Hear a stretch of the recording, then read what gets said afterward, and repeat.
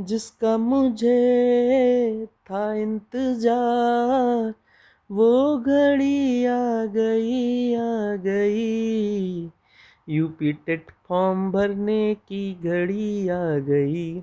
नमस्कार दोस्तों, आप सबका बहुत स्वागत है मेरे इस चैनल पर। सबसे पहले आप सबको बहुत बहुत बधाई। जो यूपी टेट जीत का चांद हो गया था, अंततः हम सबके बीच में उसका नोटिफिकेशन आ चुका है और सब कुछ ठीक ठाक रहा, कुछ परिवर्तन ना हुआ। तो 2026 के इस प्रकरण में आप 27 मार्च से इसका शुभारंभ कर सकते हैं। लाखों बीटीसी प्रशिक्षु सालों से बाबा की सरकार आने के बाद इंतजार कर रहे थे कि आखिर कब आएगा, और अब तो सुप्रीम कोर्ट के माननीय सुप्रीम कोर्ट के आदेशानुसार कार्यरत शिक्षक भी इसका बेसब्री से इंतजार कर रहे हैं। सीटेट का रिजल्ट भी लगभग आने वाला है। अब जिन्होंने सीटेट में सफलता प्राप्त नहीं कर पाए हैं उनके लिए यूपी टेट एक रामबाण और थोड़ा सा एक आसान रास्ता है, पर इतना भी आसान रास्ता नहीं है। लेकिन मेरे साथ आप रहेंगे तो ये रास्ता आपके लिए बहुत आसान होने वाला है। सबसे पहले हम किसी भी चीज़ के लिए जा रहे हैं तो हम आपको बताएंगे कि देखिए, उसकी तैयारी करना सबसे इम्पॉर्टेंट है। अब तैयारी में जिस रास्ते पे हम जा रहे हैं उस रास्ता कैसा है, इस रास्ते को समझना बहुत आसान है। तो सबसे पहले थोड़ा सा बता देता हूँ शॉर्ट में कि कब से क्या आप फॉर्म भर सकते हैं। देखिए, विज्ञापन प्रकाशन की तिथि ये 20 क्या कहते हैं 20 तारीख को ही आ गया था। लगभग जो भी जागरूक है, जो नहीं पता है उनको पता होगा, जो जागरूक है उनको पता है, नहीं पता तो ये जान लीजिए कि 20 तारीख को नोटिफिकेशन निकला है। पंजीकरण आप 27 मार्च से कर सकते हैं। रामनवमी के दिन से आप उद्घाटन कर सकते हैं अपने फॉर्म भरने का। बड़ा शुभ दिन है, भगवान करे सबके साथ बहुत अच्छा हो। अब पंजीकरण शुल्क आप 26/4 मतलब 26 अप्रैल तक आप अपना फॉर्म भर सकते हैं और शुल्क जमा कर सकते हैं। अब देखिए, सबसे ज़्यादा पात्रता किसकी किसकी है। देखिए, सबसे पहले यूपी टेट में जो 1 से 5 तक है उसमें पात्रा बीएड वालों को हटा दिया गया, लेकिन जो कार्यरत बीएड वाले हैं, मतलब जिन जो बीएड किए करके और बेसिक शिक्षा विभाग में टीचर हैं, वो बिना रोक टोक के इसको दे सकते हैं। इस नोटिफिकेशन में कहीं मिलेगा नहीं, लेकिन ये आने वाले उसमें संशोधन होकर या आ जाएगा। दूसरा, बीटीसी वाले किसी भी प्रकार का जो डीएलएड किए हुए हैं, बीटीसी किए हुए हैं, जो 10+2 के बाद 4 साल वाला कोर्स जिसको बीएलएड कहते हैं, जिन्होंने किया है वो भी इसके लिए फुली पात्र हैं। तो कोई कंफ्यूजन नहीं होना चाहिए इसमें। एक तो बीटीसी कंप्लीट किए हुए, बीटीसी कर रहे छात्र, अभी इसमें संशोधन आ गया कि प्रथम वर्ष के छात्र भी डाल सकते हैं। तो बीटीसी कर रहे हुए छात्र, जिसको आप डीएलएड बोलते हैं, डीएलएड कर रहे हुए छात्र, कंप्लीट कर लिए हुए छात्र, शिक्षक जो कि कार्यरत हैं, फिर चाहे वो बीएड किए हों, प्राइमरी में जो भी कार्यरत है बीएड किया हुआ है उन्होंने, या बीटीसी किया हुआ है सरकारी स्कूलों में, ये थोड़ा सा ध्यान दीजिएगा। तो वो इसके लिए पूरी तरह से एलिजिबल है, वो अपना इसका पूरी तरह से फॉर्म भर सकते हैं और अपनी तैयारी कर सकते हैं, क्योंकि प्रमोशन के लिए भी आने वाले टाइम में इसकी आवश्यकता पड़ने वाली है। अब तो सर्वाइवल के लिए भी सुप्रीम कोर्ट ने आदेश दिया कि भाई सभी शिक्षकों को, जो पुराने शिक्षक हैं उनको यूपी टेट करना ही करना है। तो सब भयंकर फॉर्म भरने जाने वाले हैं। अब दूसरा है 6 to 8 वाले में। देखिए, 6 to 8 में वही जो भी 1 to 5 भर सकते हैं वो सारे 6 to 8 भर सकते हैं। एडिशनल जिन्होंने बीएड किया है वो भी इस फॉर्म को भर सकते हैं, और बीएलएड वाले ये भी अपना फॉर्म भर सकते हैं 6 to 8 का। तो मेरा सजेशन है कि भाई, चाहे आपको 1 to 5 देना हो या 6 to 8 दीजिए दोनों, क्योंकि ऑलमोस्ट जो यूपी टेट का सिलेबस है ना, वो लगभग वैसे ही आता है जैसा, मतलब साइकोलॉजी का काफ़ी कॉमन होता है। मैथ की तैयारी आप एक जैसी करेंगे और कुछ परिवर्तन रहेगा, जैसे सामाजिक विषय में तो हम आगे देख लेंगे उसमें क्या परिवर्तन रहेगा। और भैया, फीस तो एकदम धक्कम धक्का 1000 रुपये, मतलब इन्होंने सीटेट वालों को भी लिमिट क्रॉस कर दी है। यूपी टेट अब बहुत वीआईपी होने वाला है। 1000 रुपये प्रॉपर आवेदन शुल्क लिया जाएगा। मेरे मानने में भाई, तैयारी कर रहे हुए बच्चों से इतना पैसा लेना कहीं से भी जायज़ नहीं है। चलिए खैर, जो है भरने वाले भरेंगे, सरकार को प्रॉपर शुल्क जाएगा। बाबा की सरकार से उम्मीद तो नहीं थी, लेकिन भैया है और भरना सबको है, फिर चाहे 2,000 रुपये मायने रखता है भाई। खैर,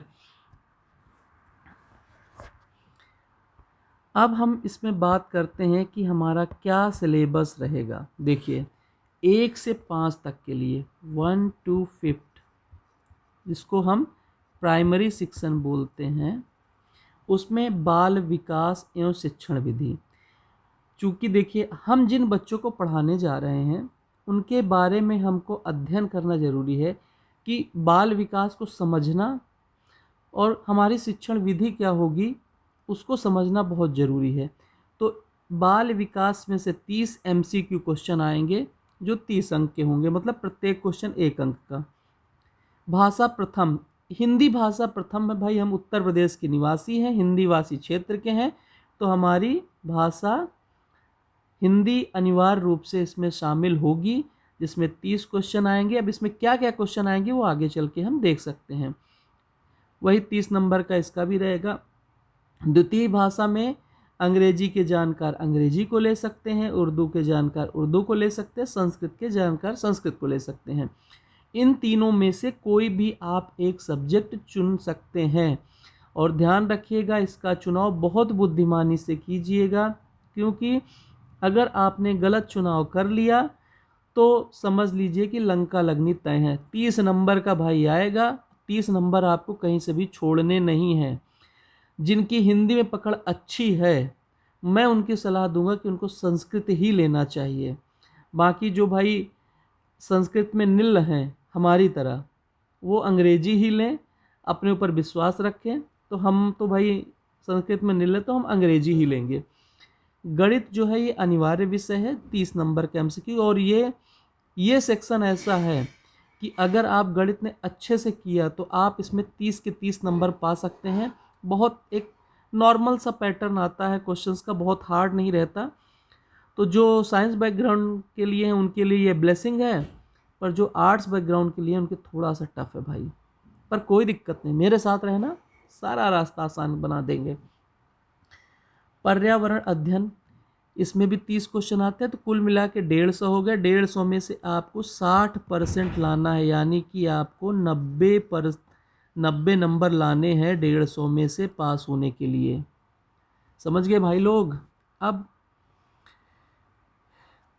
इस तरह का हमारा पैटर्न है जो 6 to 8 के लिए 6 से 8 के लिए बाल विकास और शिक्षण विधि कॉमन, ऑलमोस्ट सिलेबस भी कॉमन रहता है। अगर आप एक की तैयारी करेंगे तो दोनों की तैयारी हो जाएगी। फिर हिंदी भाषा सबके लिए कंपलसरी एज इट इज़, जब यहाँ पे तैयारी करेंगे तो उसकी भी तैयारी हो जाएगी। इसमें थोड़ा सा लेखक वगैरह बहुत आते हैं, यही थोड़ा सा अंतर है। द्वितीय भाषा में वही अंग्रेजी, हिंदू, संस्कृत, हिंदी, अंग्रेजी, उर्दू, संस्कृत, इनमें से आपको कोई एक भाषा सेलेक्ट करनी है, बाकी आपको बता चुका हूँ। अब समझने वाली बात है कि अगर गणित एवं विज्ञान शिक्षक के लिए गणित विज्ञान, अगर जो भी गणित विज्ञान के शिक्षक है, मतलब जिनका साइंस बैकग्राउंड है, वो गणित और विज्ञान सब्जेक्ट लेंगे, ठीक है, उनके लिए 90 तो ये हो गया, और जो 60 मतलब 30 गणित के और 30 गणित के 30 अंक और विज्ञान के 30, तो ये 90 हो गए, 60 टोटल 150। और जो सामाजिक अध्ययन है उसमें सामाजिक विज्ञान के शिक्षक जो हैं, जो आर्ट साइड के लोग हैं, उनको 60 नंबर MCQ क्वेश्चन मिलेगा। तो गणित विज्ञान मिला के ये 60 मिलेगा। जो साइंस के हैं उनको 30 गणित के, 30 विज्ञान के, जो सामाजिक विषय के हैं उनको पूरा हिस्ट्री, ज्योग्राफी और अर्थशास्त्र मिला के 60 नंबर का करना होगा। तो मेरे साथ आप जुड़े रहेंगे, दोनों की बढ़िया से तैयारी करेंगे भाई लोग। अब हम आते हैं परीक्षा की अवधि।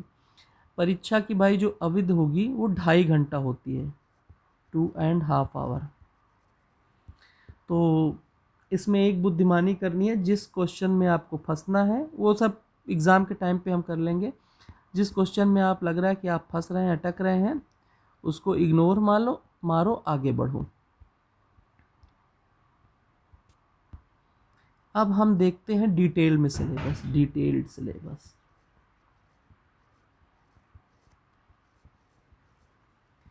देखिए 1 से 5 के लिए ये सब्जेक्ट है हमारे पास, बाल विकास एवं शिक्षण विधि। अब इसमें क्या सिलेबस है, जो 30 MCQ क्वेश्चंस आएंगे वो किन किन टॉपिक से आएंगे और उन टॉपिक को हमको किस तरह से पढ़ना है वो समझने वाली बात है। देखिए सबसे पहले बाल विकास को समझना है। आप शिक्षक बनने जा रहे हैं तो आपका टारगेट होना चाहिए कि बाल विकास क्या है, इसका डिटेल्स हम आपको पढ़ाते चलेंगे। और फिर आपका सीखने का अर्थ तथा सिद्धांत, मतलब आप जब सिखा रहे हैं तो जो अलग अलग वैज्ञानिकों ने अपने सिद्धांत दिए हैं उनको समझना और अपना भी अनुभव उसमें जोड़ना, कहीं ना कहीं इसको आपको आएगा। फिर आपको आता है शिक्षण और शिक्षण विधाएं। ये आपका एक एक टॉपिक क्लियर होता रहेगा। देखिए बाल विकास का अर्थ क्या है, आवश्यकता तथा क्षेत्र क्या है, क्या आवश्यकता और इसका क्षेत्र क्या है। बाल विकास की अवस्थाएं क्या हैं, शारीरिक है, शारीरिक विकास कैसे हो रहा है, बच्चा कैसे बढ़ रहा है, मानसिक दिमाग का विकास कैसे हो रहा है। आप देखेंगे जब बच्चा पैदा होता है तो उसका समय के साथ शारीरिक विकास भी होता है, मानसिक विकास होता है, सब आपके नज़रों के सामने हैं, बस उसको आपको इंटर रिलेट करना है। संवेगात्मक भावनात्मक विकास जिसको कहते हैं, अभिव्यक्ति की क्षमता, सृजनात्मकता, इन सब का डिटेल में हमको पढ़ना होगा। फिर बाल विकास के आधार क्या है, उनको प्रभावित कौन कौन से कारक करते हैं, वंशानुक्रम किस तरह से करता है। एक तो भाई हेरिडिटरी है, बच्चा पैदा हुआ तो अगर माता पिता इंटेलिजेंट हैं तो बच्चा भी जनरली इंटेलिजेंट होता है, बट ये कंपलसरी नहीं है, क्योंकि बहुत देखा गया है कि सीधे साधे या कुछ थोड़ा दिमाग से कमज़ोर माता पिता के भी बच्चे बहुत इंटेलिजेंट होते हैं। तो इससे मैं सहमत नहीं हूँ वंशानुक्रम, लेकिन कहीं ना कहीं कुछ ना कुछ प्रभाव रहता है। वातावरण का क्या रहता है, फिर पारिवारिक उसमें आ जाता है, सामाजिक, विद्यालय, संचार माध्यम, मतलब बच्चे को क्या क्या प्रभावित कर सकता है ना, ये कोई डिसाइड नहीं कर सकता। उसको कोई भी चीज़ प्रभावित कर सकती है, हो सकता है वो स्टडी का हिस्सा भी ना हो, लेकिन फिलहाल जो एक क्राइटेरिया है हमको उसके साथ चलना है। अब शिक्षण और शिक्षण की विधाएं क्या हैं, भाई शिक्षण कर रहे हो तो शिक्षण की विधा तो आनी चाहिए, हर विधा में पारंगत होना तो ज़रूरी है। तो जब विधा में पारंगत होगे तभी पढ़ा पाओगे। तो शिक्षण का अर्थ तथा उद्देश्य क्या है, संप्रेषण मतलब आप कैसे अपना नॉलेज बच्चों तक पहुंचाओगे, शिक्षण का सिद्धांत क्या है, शिक्षण के सूत्र क्या हैं, शिक्षण की प्रविधियां क्या हैं, शिक्षण की अब नवीन विधाएं क्या हैं, सूक्ष्म शिक्षण क्या है, शिक्षण की आधारभूत कौशल क्या होना चाहिए, शैक्षिक समावेशन से अभिप्राय, वर्ण लिंग शारीरिक क्षमता, मतलब ये पूरा डिटेल सिलेबस आपको देखना है। अब ये हो गया अधिगम और अध्यापन। फिर इसमें दूसरा हिस्सा भी आता है, जनरली इसमें से क्वेश्चन बहुत कम आते हैं लेकिन आ भी सकते हैं, कोई इसको रोक नहीं सकता। आप आयोग से क्वेश्चन मतलब जो भी पेपर बना रही एजेंसी उससे आप क्वेश्चन नहीं कर सकते कि पहले इसमें पेपर नहीं आता था। फिलहाल पूर्व में इसमें से पेपर नहीं आता था लेकिन अब आ सकता है। बालक किस प्रकार सोचते हैं सीखते हैं, बालक विद्यालय प्रदर्शन सफलता प्राप्त करने में कैसे और क्यों सफल होते हैं। अब जैसे ये पूरा हिंदी का सिलेबस है, अपठित अनुच्छेद आएगा, एक अनुच्छेद आएगा उसमें से कुछ क्वेश्चंस करने होंगे। हिंदी वर्णमाला की जानकारी होनी चाहिए, वर्णों के मेल से मात्रिक तथा अमात्रिक शब्दों की पहचान करना, वाक्य रचना करना, हिंदी की सभी ध्वनियों को पारस्परिक अंतर की जानकारी, विशेष रूप से इन सब के जो वर्ण हैं, आजकल पढ़े लिखे ग्रेजुएशन वाले बच्चे भी इसको नहीं बता पा रहे हैं। तो एक बहुत अच्छा मौका है, आपने किया है, इसका डीप नॉलेज लीजिए, ये दूसरी परीक्षाओं में भी आपके काम आ सकता है। तो ये सिलेबस है, आप इसको रख लीजिए। अब एक एक कितना एक्सप्लेन करें, जब वो टॉपिक पढ़ाएंगे तो मैं उस टॉपिक के साथ ही आपको पढ़ाऊँगा। अब देखिए भाषा विकास का अध्यापन, ये अधिगम और अर्जन, भाषा अध्यापन के सिद्धांत, सुनने और बोलने की भूमिका, मौखिक और लिखित रूप से, हिंदी का ही एक सेक्शन है। जनरली सीटेट में क्या होता है, 15 नंबर का इस सेक्शन से आता है, 15 नंबर का इस सेक्शन से आता है, पर अभी तक यूपी टेट में इस सेक्शन से क्वेश्चन नाम मात्र के आते थे, इसको यहाँ तक से, लेकिन फिर भी हमको पढ़ना है तो पढ़ना है। और थोड़ा सा ये जो होता है, ये एक शिक्षक बन के जब आप सोचेंगे तो ऐसे प्रश्नों का उत्तर दे सकते हैं। सेम आपको मिल जाएगा इंग्लिश का, unseen passage, sentences, part of speech, noun, adverb, adjective, verb, preposition, conjunction. कुल मिला के कक्षा 5 वाला एक बार रिवीजन करना है, मज़ा आ जाएगा भाई। टेंस क्या होता है इसका भी रिवीजन कर लीजिएगा, क्योंकि जो हिंदी बैकग्राउंड के उनके पास एक अच्छा मौका होगा इंग्लिश सीखने का। आर्टिकल्स क्या होते हैं ये पढ़ाना भी होगा बच्चों का, तो बहुत अच्छी बात है कि जब आप शिक्षक बनने जा रहे हैं, इन टॉपिक क्लियर रहेंगे तो आप कहीं भी बच्चों को अच्छे से पढ़ा सकते हैं। इसलिए यूपी टेट ऐसा पेपर ही बनाएगा कि इसमें से ही ज़्यादातर क्वेश्चन आए। पंक्चुएशन क्या है, वर्ड फॉर्मेशन क्या है, एक्टिव वॉइस पैसिव वॉइस क्या है, सिंगुलर प्लूरल और जेंडर।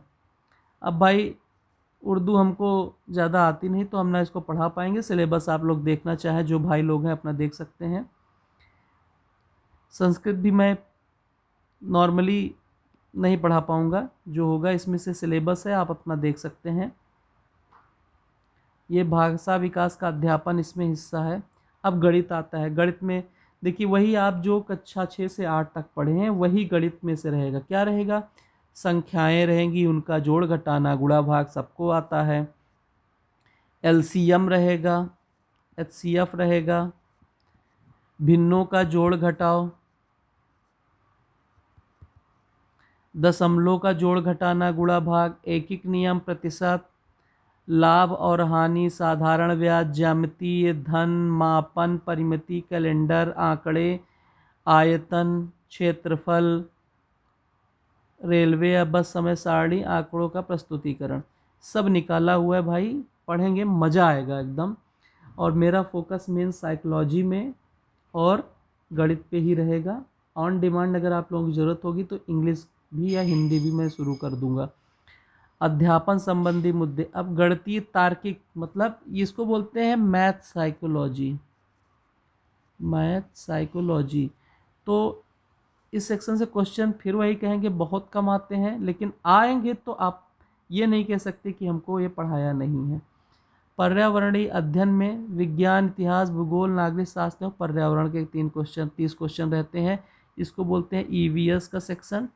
और परिवार कहाँ है, भोजन, स्वास्थ्य और स्वच्छता क्या होती है, आवास, पेड़ पौधे, जंतु, हमारा परिवेश, मेला, स्थानीय पेशे से जुड़े व्यक्ति एवं व्यवसाय, जल, यातायात और संचार, खेल एवं खेल भावना, भारत नदियाँ, भारत में कौन कौन सी नदियाँ बहती हैं, पर्वत कौन से, पठार, वन, यातायात, महाद्वीप, महासागर, हमारा प्रदेश, नदियाँ, पर्वत, पठार, वन, यातायात, संविधान। इसमें से क्वेश्चन आते हैं और कहीं से भी आ सकते हैं। इसमें वन शासन व्यवस्था से भी क्वेश्चन आएगा, पर्यावरण से भी क्वेश्चन आएगा, कब कौन सा पर्यावरण के लिए हुआ पढ़ा जाएगा। ये भी ईवीएस पे भी मैं थोड़ा ध्यान दूंगा। और ये साइकोलॉजी वाला सेक्शन है, पेडोलॉजी जिसको बोलते हैं, पेडागॉगी। हर सब्जेक्ट की अपनी एक पेडागॉगी होती है, तो उसी पेडागॉगी का है ये ईवीएस पेडागॉगी है। ऐसे इसमें फिर वही कहूँगा बहुत कम क्वेश्चन आते हैं, ना के बराबर क्वेश्चन आते हैं, लेकिन आ जाएगा तो आप मना नहीं कर सकते, आपको तो उत्तर देना होगा। अब अपर टेट की बात करते हैं भाई। अपर टेट का वही सिलेबस बता दिया। 30 बाल विकास है, शिक्षण विधि, भाषा 30 इसमें से, अंग्रेजी, उर्दू, संस्कृत में से आपको कोई एक सेलेक्ट करना है, चाहे इसको अपनी सुविधा अनुसार, 30 नंबर इसमें से। और गणित विज्ञान के शिक्षकों के लिए गणित और विज्ञान से 30 क्वेश्चन, सामाजिक विज्ञान के शिक्षकों के लिए जिन्होंने सामाजिक विज्ञान का अध्ययन किया है वो हिस्ट्री, ज्योग्राफी, भूगोल, अर्थशास्त्र में से 60 नंबर का आएगा पेपर। अब सिलेबस लंबा है, अपने हिसाब से आप देख लीजिएगा। इसमें भी सिलेबस ऑलमोस्ट सेम है, लेकिन थोड़ा सा इसमें क्वेश्चन हायर लेवल के आते हैं, तो वो आप लोगों को ध्यान देना है। इसे अपठित अनुच्छेद के साथ संज्ञा और संज्ञा के भेद भी आ गया, सर्वनाम के भेद आ गए, विशेषण के भेद आ गए, क्रिया के भेद आ गए, तो थोड़ा सा लेवल हायर होगा। विराम चिन्ह आ गए, वचन लिंग काल का उपयोग, तत्सम तद्भव आ गया, देशज और विदेशी शब्द, उपसर्ग प्रत्यय शब्द युग्म समास समास विग्रह।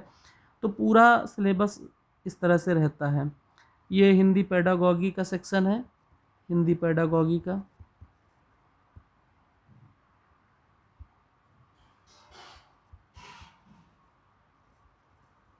तो हिंदी पेडागॉगी भी आप लोगों को देखना है। इंग्लिश का आ गया डिटेल में सिलेबस आप देख सकते हैं। अब जब पढ़ाने लगेंगे तो उसी की इसी सिलेबस को फोकस करके पूरा पढ़ाऊंगा मैं, एक एक टॉपिक यहीं से उठाऊंगा और यहीं से एक्सप्लेन करेंगे। अब ये देखिए गणित विज्ञान, गणित का सिलेबस देख लीजिए। प्राकृतिक संख्या क्या होती है, पूर्णांक, वर्गमूल, घनमूल, सर्वसमिकाएं, बीज गणित की अवधारणाएं, बीज जोड़, युगपद, समांतर रेखाएं, वृत्त, चक्रीय, चतुर्भुज, वृत्त की स्पर्श रेखाएं, वाणिज्य, टैक्स, अनुपात, समानुपात, बैंकिंग, सांख्यिकी, पाई, सब हो जाएगा भाई, टेंशन की बात नहीं है। आप लोग साथ दीजिएगा, समय पे सिलेबस ख़त्म हो जाएगा। और यही मैथ्स पेडागॉगी,